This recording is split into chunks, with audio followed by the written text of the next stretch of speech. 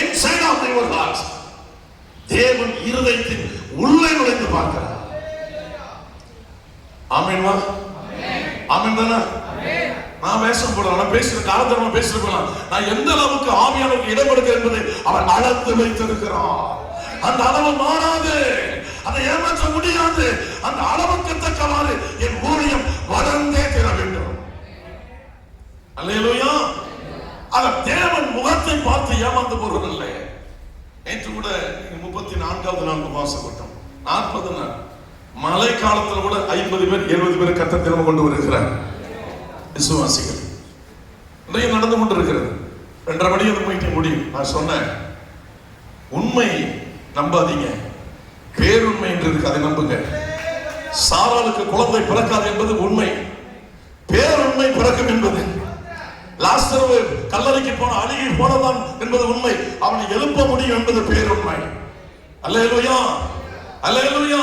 உண்மை என்பது மனிதனிடத்திலிருந்து வருகிற வார்த்தை, பேருண்மை தேவாதி தேவனிடத்தில் வருகிற வார்த்தை. நிறைய பேர் உண்மையை பார்த்து ஏமாந்து போயிட்டு இருக்கோம்.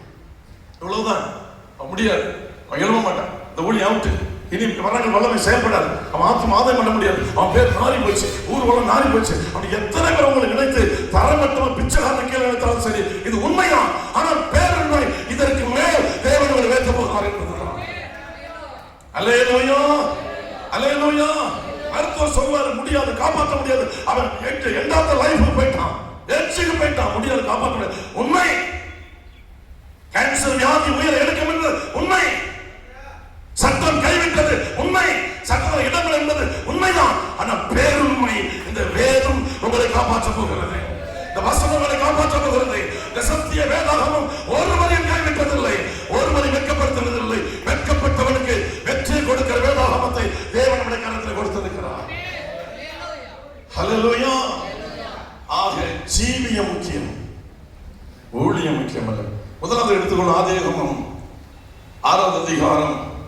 நோவா பற்றி எல்லாரும் பேசுகிறோம். 120 ஆண்டுகள் வேலை செய்தார் என்று வேத பண்டிதர்கள் எழுதி வைத்திருக்கிறார்கள்.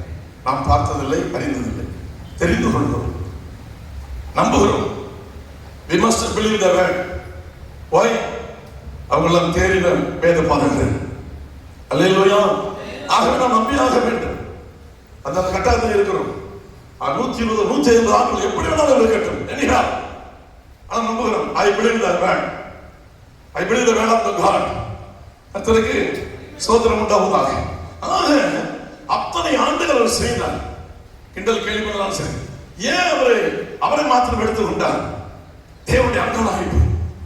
நான் உண்டாக்கிய மனிதனை பற்றி மனசாப்படுகிறேன். ஐயோ, நான் இவனுக்காக படைத்தேன், துதிக்க அல்லவா படைத்தேன், என்னை மகிமைப்படுத்தவா படைத்தேன், நான் படைத்த மனிதனுக்காக நான் மனசாப்படுகிறேன், அவன் வலிமையாக போய்விட்டானே என்று சொல்லி தேவன் அங்கலாய்க்கிறார். அந்த அங்கலாய்ப்பு வரும் பொழுது ஒட்டுமொத்த உலகத்தை டெஸ்ட்ராய் பண்ணுவதற்கு அவர் முடிவெடுக்கிறார். ஒருவன் கண் முன்னால் வருகிறான், அவன் கிருபை பெற்ற மனிதன். அல்லேலூயா. உங்க ஊழியம், உங்க குடும்பம் அழிஞ்சு கொண்டு எத்தனை வருஷம் நம்பாதீங்க. யாரோ ஒரு நபர் உங்க வீட்டுல கிருபை பெற்றவங்க இருக்கிறாங்க, அதனால் தேவன் உயர்த்துவார். தேவனுடைய பார்வை அந்த கிருபை மேல இருக்கிறது, அந்த கிருபை மேல இருக்கிறது, அந்த கிருபை மேல இருக்கிறது. 7 பேர் உள்ள வீட்டுல 6 பேர் அவுட், ஒரு நபர் கிருபை பெற்றவர் அதற்காக தூக்கி நிறுத்துவார். ஆனா பார்த்துங்க, நோவு கூப்பிட்டாரு. 300 முழம், 50 முழம், 30 முழம் கொப்பை மாத்திர செய்ப்பா, அருகில் உண்டாக்கு. என்ன துதிக்க மனுஷன் வேணும். அந்த குடும்பம் ஓ குடும்பம் பா. என்னை எல்லாரும் அழிந்து போனாலும் நீ என்னை துதிப்பா என்ற நம்பிக்கையோடு உண்மை நம்பிக்கை வைக்கிறேன். நீ செய்து முடித்தாரு. வாசிக்கலாம் இந்த அதிகாரம் 6வது அதிகாரம் 9வது வசனம். நோவாவின் வம்ச வரலாறு. நோவா தன் காலத்தில் இருந்தவர்களுக்கு கொஞ்சம் வேகமா படிக்கிறது. நீதிமான் உத்தமனுமாய் இருந்தான். நோவா தேவனோடு சஞ்சரித்துக் கொண்டிருந்தான். Noah was living with God. தேவனோடு சஞ்சரித்துக் கொண்டிருந்தான். He is not lonely. He is not living lonely. He was living with Lord and Lord. Hallelujah. தேவனோடு வந்து கொண்டிருந்தான், தேவனோடு சஞ்சரித்து கொண்டான். யாராக இருந்தால் உத்தமனாக இருந்தான், நீதிமானாக இருந்தான். ஒரு நிலையிலே சொல்லணுமா? அவன் பெரிய ஊழியத்தை செய்யலையே, ஆயிரக்கணக்கான பேர் ரட்சிக்கலையே, ஆயிரக்கணக்கான மனதிரும்ப கொண்டு வரலையே. அவன் ஒரு குடும்பத்தை தான பேரவளை கொண்டு போனா. அவனுடைய பெயர் இன்றைக்கு புதிய ஏற்பாடு எழுதப்பட்டிருக்கிறார் என்றால் அவன் எவ்வளவு பெரிய மகனாக இருந்திருக்கிறான். தேவன் சொன்ன வார்த்தைக்கு கீழ்ப்படுகிற மனிதர்கள் இன்றைக்கு தேவை. நிறைய காலத்துல பேசுறாங்க சட்ட ரீதியாக. ஐடி கட்டிட்டு இருக்கிறேன், கிட்டத்தட்ட 10 ஆண்டுகளுக்கு மேலாக ஐடி கட்டிட்டு இருக்கிறேன். கர்த்தருக்கு ஸ்தோத்திரம். ராயனுக்குரியதை சட்டத்தை பத்தி அவங்க பேசுறாங்க, சட்டத்தை பத்தி அவங்க பேசுறாங்க. அதனால அதை நீங்க கேட்டுக்கணும், தெளிவா கேட்டுங்க. எந்த சட்டத்துல எதுல உங்களுக்கு மைனஸ் இருக்கு அதை பிளஸ் ஆகிங்க. அதுக்காக அந்த கூட்டம் நடத்துறாங்க. எதனால் நீங்க ஈர்க்கப்பட்டு வந்தீர்களோ அந்த காரியத்தை நிறைவாக செய்யுங்கள், நிறைவாக செய்யுங்கள் சொன்னாங்கல்ல. யாரையும் குற்றப்படுத்தி அழைத்து தெரியாதீங்க.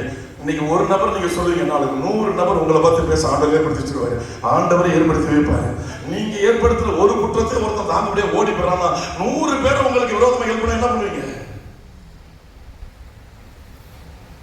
எங்க ஓடுவோம்? அது இப்ப முடியல, இப்ப முடியல. அதனால குற்றத்தை பார்ப்பது நம்முடைய வேலை, அது தேவனுடைய வேலை. அல்லேலூயா. ஒரு நபரை சரி பண்ண முடியுமா? சரி பண்ணுங்க. அதனால சொல்லாம போயிடாதீங்க. அந்த குற்றவாளி உங்க மேலே வந்துடும்.